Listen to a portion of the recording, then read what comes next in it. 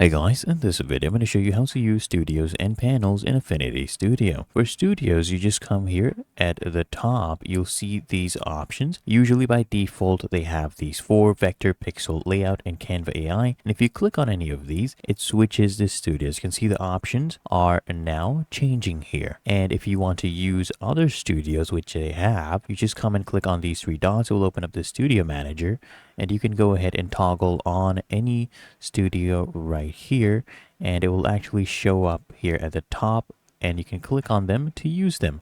Or if you don't want them to show up here, you can just go ahead and toggle it off and just click on it to open it up. So I'll open up Slice, click on that, and there we go.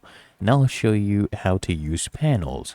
So if you come here at the top navigation bar and you click on Window, you'll see panels right here, and make sure you have all the panels enabled.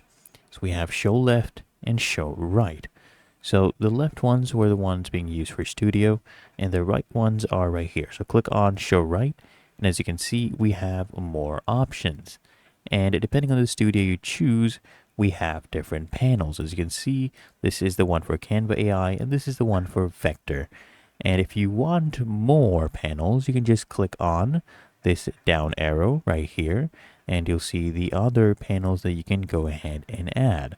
If you want, you can just click here on panels, and you can toggle them on as you want. So if I scroll down here, as you can see, we have more options. We have generate image. So if I toggle this on, we have it right here. You can close this if you want, and I'll just go ahead and dock it right here. I'll just drag it here, and as you can see, it has now been docked, and you can just go ahead and close this as well and decide to use your panel. And that is how to use studios and panels in Affinity Studio.